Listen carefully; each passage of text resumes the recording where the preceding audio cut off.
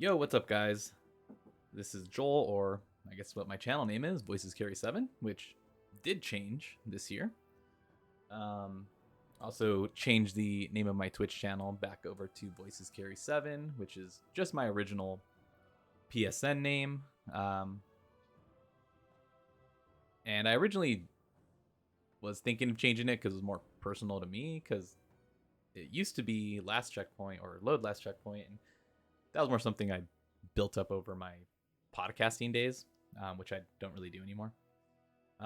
But every year that I did either podcasting or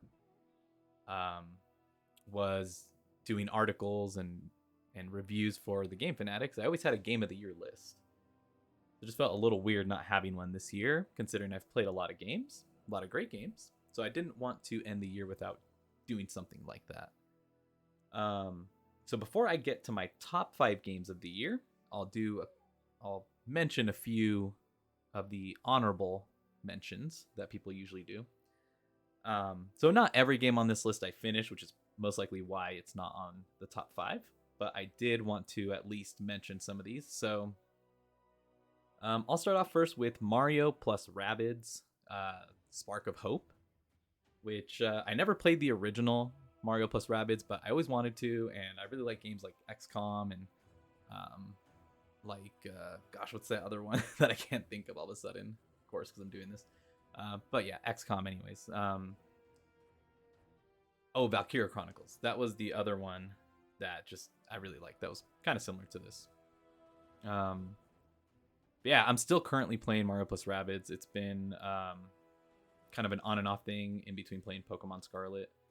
But I do plan on finishing it, and I am really enjoying the game. I think it's really fun. And it's cool to watch Super Mario shoot guns. The other game, I guess not really finished, but did enjoy a lot, was Ghostwire Tokyo. A game that was rated pretty averagely overall, but I really enjoyed the aesthetic of it. I really enjoyed the spell casting with your hands, doing these cool signals. And favorite thing about Ghostwire Tokyo, which if you haven't seen any gameplay, should check it out. But there's this part where as you're hitting the spirits or whatever, the ghosts, with your abilities, you can pull their soul out using this like spell that shoots like a string. Very, very satisfying to do over and over again. Never really got bored of it. The story's a little weird, so I didn't really follow too much, but I did enjoy it overall. Just didn't finish it, although had I played it longer without being interrupted by other games that I decided to play, I definitely would have finished it. The other game that I didn't finish it in a way. I mean, I got through a lot of the quests, was Monster Hunter Rise Sunbreak.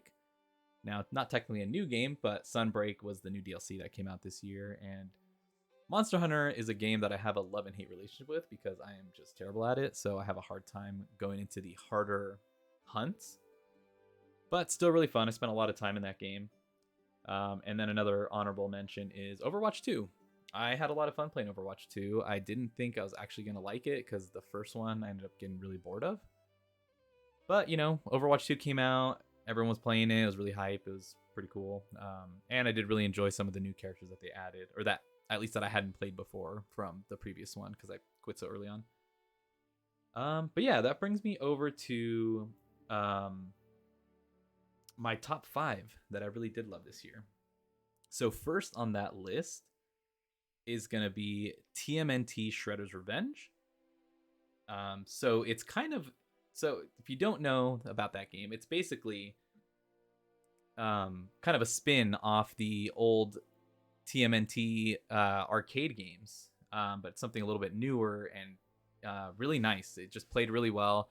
I usually don't like side-scrolling beat-em-ups. I tried playing what was the Streets of Rage 4. I tried playing River City Girls.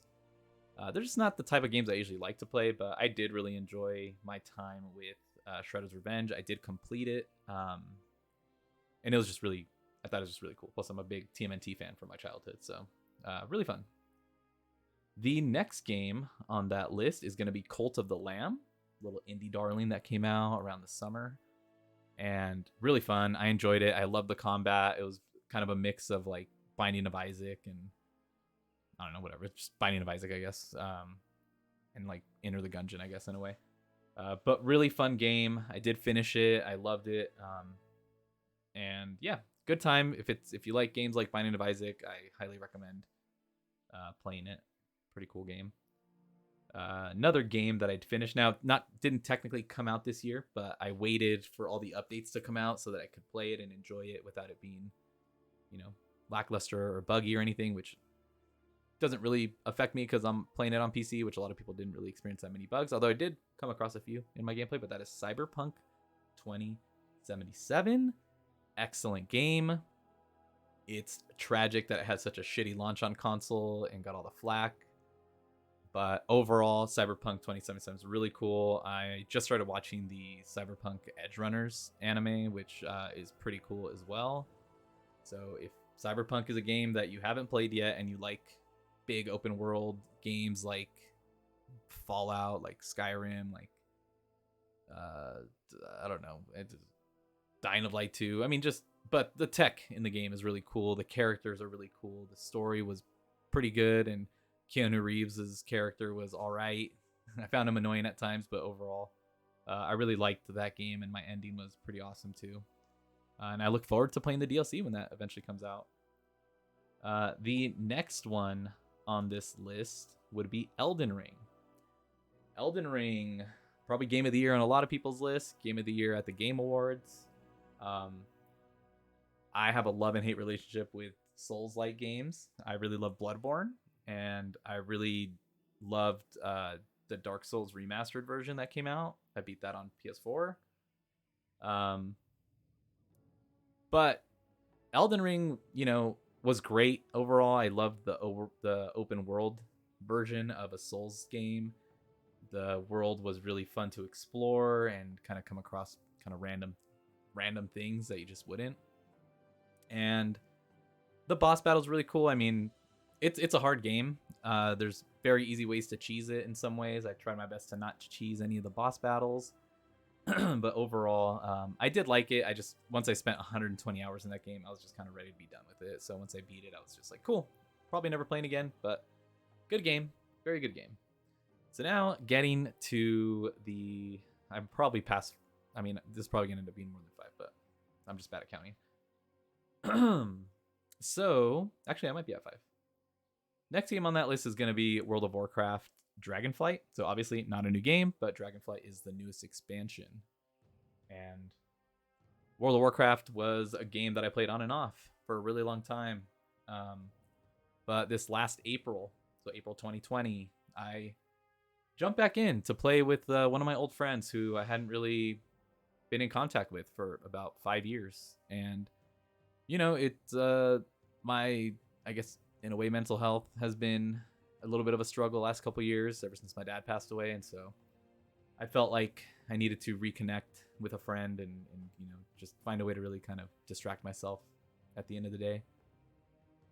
So I picked up WoW again, played through Shadowlands, really just enjoyed my time with WoW. So I was really excited to play Dragonflight, and Dragonflight is out now, as you can see on my screen. That's probably all I've been playing for the most part. And yeah, it's just rekindled my love for World of Warcraft, which has never really been at an ultimate high. Like, I've always just enjoyed playing it, but that's because I was playing with somebody. But now I just really like the game itself. Like, I do enjoy the world of World of Warcraft and the gameplay and, tweaking your build and trying to max out DPS and getting the cool gear. Like, my character looks fucking awesome right now.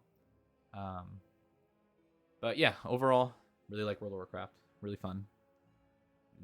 Still enjoying my time with it. The next game on my list, controversial, I know, but Pokemon Scarlet. Probably one of my favorite Pokemon games of all time, up there with Pokemon Gold and Silver, up there with the original Pokemon games. And I did really enjoy Sword and Shield. There was a lot kind of weird about it. I guess it got kind of boring near the end. But the ideas from Sword and Shield were great, and I love that they implemented it into Scarlet, and as well as Pokemon Legends Arceus. Like, those elements from those games combined into Scarlet were great. The performance, yes, is bad, in that game, the lagginess, whatever. But once you get past that, you really do get to play the best Pokemon game ever made. Hands down. The open world exploring, the different ways you have to evolve Pokemon with either like, I don't know, some of them just have really weird like ways to evolve them, which is pretty cool. I loved a lot of the new Pokemon that they introduced in the game. Of course, I got to roll with my old favorite Ampharos, which is my favorite Pokemon of all time. But yeah, and I still play it on and off. I just completed the Pokedex, so I'll probably be going back eventually here once I'm done with Mario plus Rabbids to do some shiny hunting and, you know, level up some Pokemon and do the Terra raids and try to get some of those special ones that are on promo. Like right now it's Cinderace, which I'm not going to have time to do, but they had Charizard at one point. So I do want to do that eventually once I get back to it. But really great game. I think I've probably put in like 100 hours into that game. And finally, my game of the year, the number one on my list, God of War Ragnarok. Which God of War Ragnarok was my favorite game of 2018, and it's in my top 5 of all time. God of War 2018, that is. It's up there with Last of Us Part 2, Last of Us, the original, Infamous, like just in my top 5 for sure. It is such a great game, such a great story. Just everything about that game was on point. I still have to finish up the side items in order to get the platinum, which I do plan to do because I did get the platinum on the first one. And God of War is a game that I've always just really loved. You know, the part 1, 2, and 3 were great. I loved the PSP God of War games. I never played Ascension, which is fine because, you know, it's a weird God of War game, so I never really cared to play it. But I did really love Ragnarok. I think it's, you know, a masterpiece up there with Last of Us Part 2. Really, really great year for video games. And there's still a lot that I didn't play that I do, you know, I have on my backlog, but I probably won't get to them just because having a backlog is kind of a detriment to being a gamer. So, because you just never have enough time for all the games that you want to play. But yeah, that is my top 5 for the year. The honorable mentions were there. And yeah, just a great year for games. I'm excited for this coming year. There's going to be a lot of games coming out. And big thanks to Gamefly for just being a service that I can get games and try out and really play. I've only really had to buy a few games this year. You know, the examples being God of War Ragnarok, Pokemon Scarlet, Cyberpunk 2077, Cult of the Lamb, Monster Hunter Sunbreak I bought. Overwatch 2 is free to play, so I don't need to worry about that. But Gamefly allowed me to try out a lot of games like Ghostwire Tokyo, like Shredder's Revenge, like Elden Ring, and like Mario plus Rabbids. So if you guys are looking for a way to play more games, and I'm not even sponsored by Gamefly, which is fucking funny because this sounds like an ad, but great, very great to do. I was thinking maybe I'll make a video talking about my gaming resolutions, which is weird, right? Making resolutions for video games, but something fun that we used to do on the Final Checkpoint podcast that I do kind of miss doing. I've been thinking about it a lot. Not the podcast, I mean making gaming resolutions. And I do have some in mind, so I will put that together, make a quick video. I mean, not much production value in these videos, but I just wanted to kind of touch bases with you guys that still follow the channel and I don't know, give you guys something to listen to, I guess. But either way, I will catch you guys again soon. Thank you.